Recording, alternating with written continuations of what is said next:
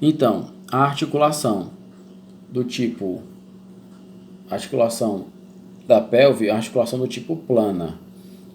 A articulação sacroiliaca é uma articulação do tipo plana, aonde ela permite apenas o movimento de deslizamentos. A articulação sacroiliaca permite deslizamento e com isso faz com que diminua-se cargas impostas na coluna vertebral. Então, ela auxilia também na dissipação ou na diminuição das cargas que são impostas à coluna vertebral. Eu faço a pergunta a você, que você não precisa nem responder no caderno, você só pense, eu vou lhe dar apenas 10 segundos ou 15 segundos. Vou lhe dar 15 segundos para você pensar e já dizer a resposta mentalmente ou pode até falar verbalmente. Não precisa nem anotar não. Mas se quiser anotar, pode ficar à vontade. Porque é uma pergunta muito rápida. Então, qual é o eixo da articulação plana? Qual é o eixo da articulação plana? 10 segundos.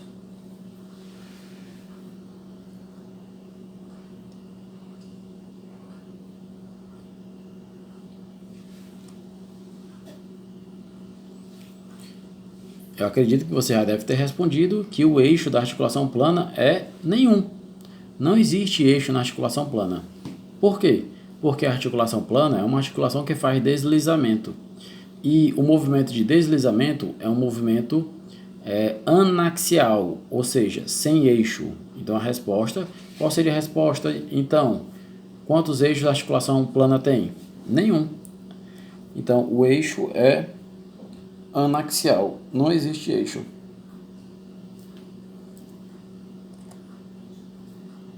Então, a articulação sacroiliaca é uma articulação cartilaginosa. A articulação sacroiliaca é a articulação plana. E ela é uma articulação do tipo cartilaginosa, né, onde apresenta-se fibrocartilagem. Mas na verdade não é articulação, a sacroiliaca não é cartilaginosa não. Então a articulação cartilaginosa é a sínfise púbica, certo? A sínfise púbica é uma articulação cartilaginosa, tá bom? Do tipo sínfise, é uma fibrocartilagem, apresenta tecido conjuntivo fibroso, tecido conjuntivo cartilaginoso, né? A articulação da sínfise púbica apresenta tecido conjuntivo cartilaginoso. E na pelve, principalmente para as mulheres, é desenvolvido um certo período da vida o hormônio relaxina, onde é possível promover nas mulheres a flexibilidade para a passagem do ombro do neném quando vai ser realizado o parto. Caso as mulheres vão fazer o parto, né, e queiram fazer o parto natural e tenham pouca passagem ou tenham pouca flexibilidade para a passagem do ombro do neném, o médico ele pode, né, depende de caso a caso, claro, ele pode aplicar uma injeção do hormônio relaxina para ajudar a mulher para a passagem do ombro do neném durante o parto. Então vamos lá, vamos falar agora da articulação do quadril. A gente falou um pouco sobre o esqueleto apendicular, falamos um pouco da função da pelve. Vamos falar agora sobre a articulação do quadril e os músculos do quadril.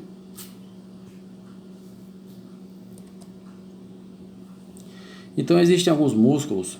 Quando a gente falar também de joelho, né? Quando a gente for falar também de joelho, a gente vai falar também sobre esse mesmo slide e vai abordar alguns músculos que são monoarticulares, que passam por apenas uma articulação, e biarticulares, que passam por duas articulações. Por quê? Porque existem músculos que atuam somente no quadril, somente na articulação do quadril, Tem músculos que atuam somente na articulação do joelho, né? Que é bem mais raro, mas tem. E tem músculos que são chamados monoarticulares, né? Que passam apenas por uma articulação. E tem músculos que são biarticulares, que são os mais comuns, que passam por... são raros não, tem músculos monoarticulares e tem músculos biarticulares, que passam por duas articulações. Por exemplo, tem um músculo que passa tanto na articulação do quadril e também na articulação do joelho. Na articulação do quadril ele tem um movimento, só dando um exemplo para vocês, ele faz um movimento de flexão, quando é na articulação do joelho ele faz um movimento de extensão. Né? Então, na articulação do quadril ele faz um movimento de flexão e na articulação do joelho ele faz um movimento de flexão. A gente vai ver isso com mais detalhes. Vamos lá. Então, aqui nessa imagem você está vendo músculos da parte anterior do quadril. Então, você tem aqui alguns músculos da parte anterior do quadril. Então, você tem o músculo ilio-psoas, que é composto pelo músculo ilíaco, músculo psoas maior, psoas menor, sartório e reto femoral.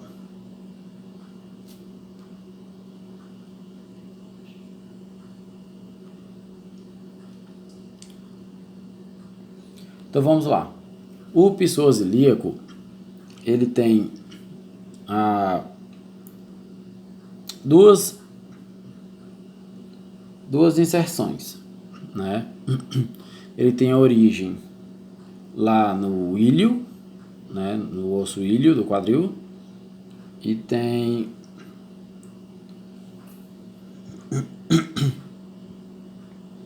né, o psoas maior, ele tem origem lá na coluna, principalmente nas vértebras lombares.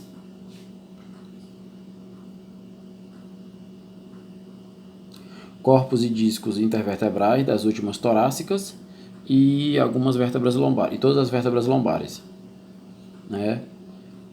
O psoas menor tem sua origem lá no trocânter menor, do trocânter menor do fêmur, e tem a sua inserção no fêmur. E assim, a ação do psoas ilíaco é a ação de flexão da coxa. Certo? Flexão do quadril, né, que é flexão da coxa, flexão do quadril, flexão da coluna lombar, de 30 a 90 graus, flexão da coluna lombar, e inclinação homolateral. Então, esses são os movimentos do ilio-psoas. Mas o mais conhecido é o flexão do quadril e flexão da coluna lombar de 30 a 90 graus. Esses são os mais conhecidos. O reto femoral é aquele exemplo que eu falei para você agora, do músculo que na parte que ele é biarticular e que ele faz tanto flexão quanto extensão. Em uma articulação ele faz flexão e em outra articulação ele faz extensão. Apenas eu não disse qual era a articulação, só disse o movimento. Então, o reto femoral também é chamado de reto da coxa, né? Ele tem como função principal a adução do quadril. E ele atua também na flexão do quadril, ao mesmo tempo que é extensor do joelho. E também faz rotação interna. Então a gente vê que o músculo reto femoral, ele passa na articulação do quadril, ele faz a flexão do quadril, e quando ele passa na articulação do joelho, ele faz a extensão do joelho. O músculo sartório. O sartório, ele tem origem lá, está vendo aí bem na imagem, dá para ver o sartório bem direitinho. ele tem origem lá na espinha ilíaca anterosuperior, tá lá no ilho, né, no osso do quadril, espinha ilíaca anterosuperior. Tem inserção na borda medial da tuberosidade da tíbia. Você pode ver que ele vai lá para a parte medial da coxa, né? Então, borda medial da tuberosidade da tíbia. E a ação dele, ele flexiona o quadril e roda lateralmente a coxa. E também faz flexão, auxilia também na flexão do joelho.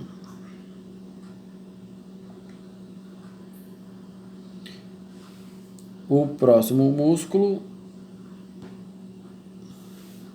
é esse. Nós vimos agora os músculos da parte anterior do quadril. Agora vamos ver os músculos da parte posterior do quadril. Os principais são isquios tibiais, que é formado pelo bíceps femoral, semitendinoso, semimembranoso.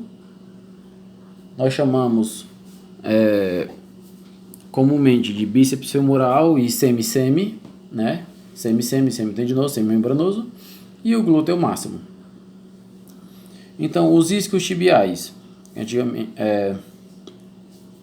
que são chamados de posteriores da coxa.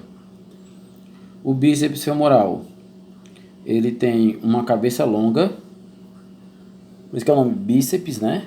De duas cabeças de origem. A cabeça longa se origina na tuberosidade isquiática do quadril e a cabeça curta no lábio lateral da linha áspera do fêmur. A inserção do bíceps femoral é na cabeça da fíbula. Você consegue perceber ali, ó, ele vai lá para a fíbula. Se você olhar essa perna, é uma perna na visão posterior, né? Uma perna direita. E a ação do bíceps femoral é extensão do quadril, flexão e rotação externa do joelho. Extensão do quadril e flexão e rotação externa do joelho. Então, flexão do joelho também. O semimembranoso, esse de baixo, o último. O semimembranoso, né, também é chamado de semimembranáceo. Ele tem a origem na tuberosidade isquiática do quadril, inserção côndilo medial da tíbia e ação extensão do quadril. Extensão do quadril, flexão e rotação interna do joelho. Já o semitendinoso, né, também chamado de semitendíneo, esse aí do meio, ele tem origem na tuberosidade isquiática do quadril, tem inserção na borda medial da tuberosidade da tíbia e ação extensão do quadril, flexão e rotação interna do joelho. Então você percebe que os isquiotibiais existem dois músculos, que no caso é o semitendinoso e o semimembranoso, que tem inserção na tíbia, e o bíceps femoral ele tem inserção na fíbula. Guarda essa informação. Qual a informação? Que o semi-semi, né, semimembranoso, semitendinoso, ele tem inserção na tíbia. E o bíceps femoral tem inserção na fíbula. Glúteo máximo. E aqui eu vou mostrar para você também o de bônus aqui, que não está na imagem, o glúteo médio e mínimo também. Então, o glúteo máximo, ele tem a origem aponeurose toracolombar e superfície externa do ilho. Inserção, aí tem a inserção medial, que é a linha glútea posterior do ilho, sacro, cóccix. Inserção lateral, trato iliotibial da face lata e tuberosidade glútea do fêmur. Ação do glúteo máximo, extensão e rotação lateral do quadril. Então vamos lá. Glúteo máximo faz extensão e rotação lateral do quadril. Pergunta: glúteo médio ele faz que movimento, o glúteo médio? O glúteo médio ele faz abdução do quadril. O glúteo máximo faz extensão e rotação lateral do quadril. Então, o glúteo máximo faz extensão do quadril, o glúteo médio abdução até um determinado ângulo e o glúteo mínimo faz a abdução também, só que é bem menos potente. Por quê? Porque o glúteo máximo ele tem a origem, inserção, ele é maior e tem a origem em maiores porções. O glúteo médio ele tem a origem no ilho e inserção no trocânter maior do fêmur. Já o mínimo também tem origem no ilho e tem inserção no trocânter maior do fêmur, porém sua força é menor. Mas o glúteo máximo faz extensão do quadril, glúteo médio e mínimo a abdução do quadril. Agora vamos ver os músculos da parte lateral do quadril. Interessante. Nós temos 3 músculos aí: glúteo médio, trato iliotibial, mais embaixo, e tensor da face lata. Temos 3 pontos aqui nessa imagem, né? Glúteo médio nós já vimos e vamos falar agora do tensor da face lata e trato iliotibial. O tensor da face lata ele tem a origem na espinha ilíaca anterosuperior adjacente. Espinha ilíaca anterosuperior adjacente da onde? Do ilho. Do ilho. E a inserção é no trato iliotibial. E a ação do tensor da face lata é estabilizar o joelho quando está em extensão. A ação do tensor da face lata é estabilizar o joelho em extensão. E você deve estar perguntando, e o que é esse trato iliotibial? O trato iliotibial ele é uma fáscia, né, uma fáscia longa, que ele fica, como você está vendo na imagem, na face lateral da coxa. E basicamente a função do trato iliotibial é de estabilizar o quadril e o joelho. Estabilizar o quadril e o joelho. Ele auxilia, o trato iliotibial auxilia o músculo quadríceps na extensão do joelho e os músculos isquiotibiais na flexão do joelho, como também foi falado no tensor da face lata. Ele auxilia fazendo o quê? Estabilizando a articulação do joelho. Né? Então, assim, o trato iliotibial ele é uma estrutura complexa, né? Que vai lá da parte superior do quadril até a porção inferior do joelho. Você consegue ver aí na imagem. Então, o trato iliotibial ele é formado pela união de músculos glúteo máximo. Você consegue perceber aí na imagem, ó, glúteo máximo, pega uma porção ali do glúteo máximo. O glúteo médio, você consegue ver ali claramente o glúteo médio. Tensor da face lata, né? Você consegue ver aí. E aí eles formam o trato iliotibial, né? Que vai que vai do osso íleo até a tíbia. Por isso que o nome é trato iliotibial. E tem esses 3 músculos que se unem para formar ele, que é o glúteo máximo, médio e tensor da face lata. Vamos agora aos músculos da parte medial da coxa, que agem no quadril, certo? Apenas que agem no quadril. Então nós temos aí de cima para baixo pectíneo, adutor curto, adutor longo, grácil, adutor magno, ok? Vamos falar aqui um pouco mais rápido. Então vamos lá. O pectíneo ele faz o quê? O pectíneo ele faz a adução da coxa, né? Adução da coxa. E também faz alguns movimentos adicionais, como flexão do quadril, rotação externa e rotação interna, dependendo da posição. Vamos lá. Rotação, mas a principal função é a adução do quadril. O adutor curto, ele tem a ação principal na articulação do quadril, de fazer a flexão do quadril, adução do quadril, rotação externa e estabilização da pelve. Então também faz a adução do quadril. Então, o adutor longo, ele faz na articulação do quadril também a adução do quadril, flexão do quadril, rotação externa do quadril, estabilização da pelve. O grácil, ele na articulação do quadril, na articulação do quadril, ele faz flexão do quadril e adução do quadril. Já na articulação do joelho, formação adicional, ele faz flexão do joelho, né? E rotação interna do joelho. E o adutor magno, ele faz, tem duas partes. O adutor magno, ele tem uma parte que faz na articulação do quadril, que faz flexão do quadril, adução do quadril, rotação externa do quadril, e uma outra parte que ele faz extensão do quadril, rotação interna do quadril.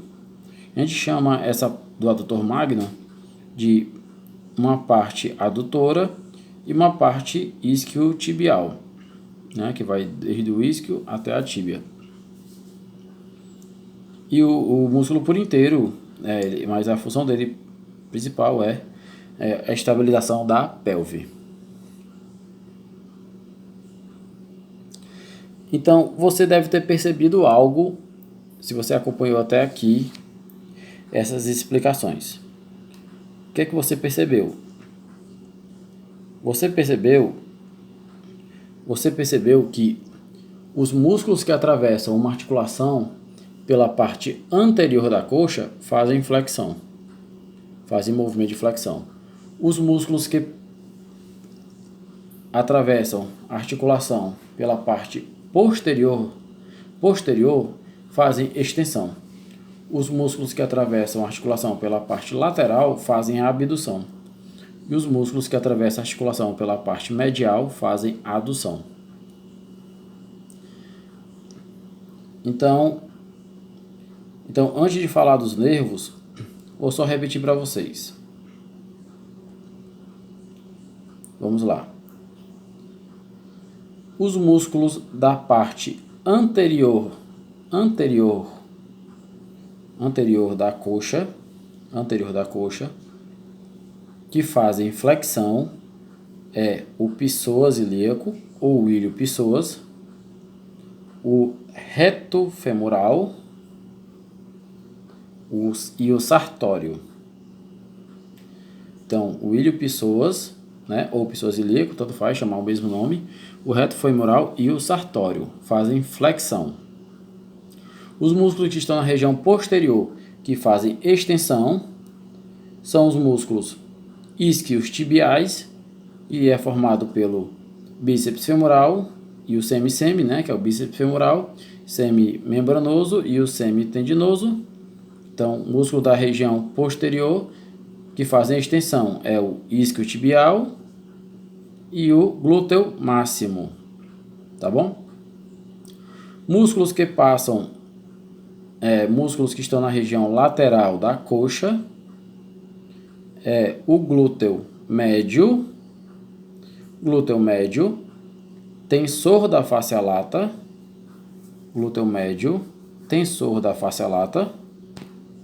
e o trato iliotibial, né? Mas se fosse colocar músculo, seria só o glúteo médio e tensor da face lata. E esses músculos fazem a abdução do quadril.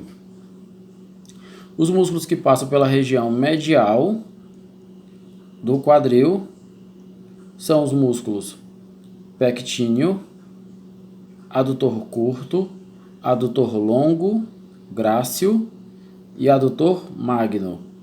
E eles fazem a adução do quadril. Então você vai ter também uma inervação. Então os músculos que estão na região anterior, que fazem flexão, alguns deles são inervados pelo nervo femoral. Os músculos que estão na região posterior, que fazem extensão. Alguns deles são inervados pelo nervo glúteo inferior e pelo nervo ciático. E os músculos que estão na região lateral da coxa, que fazem movimento de abdução, são inervados pelo nervo glúteo superior. E alguns músculos que passam na região medial, que fazem a adução, alguns são inervados pelo nervo obturatório. Ok, pessoal? Eu sei que hoje a gente tentou destrinchar aqui, a gente falou sobre o esqueleto apendicular, sobre a pelve, falamos sobre os músculos que passam na região anterior, posterior, lateral e medial da coxa, e a gente fica feliz em estar aqui em mais uma aula para a gente poder conversar sobre o esqueleto apendicular e a pelve. Só lembrando, esta é a aula 10, esqueleto apendicular e a pelve. Vamos seguir juntos, vamos seguir fortes. Estamos na aula 10, já estamos na metade do caminho, tá bom? Não vamos desistir. Para você, eu desejo bons estudos, saúde, força e foco, e vamos lá, tamo junto. Deixo vocês agora, nós finalizamos a aula 10, esqueleto apendicular e pelve. Um abraço e até a próxima.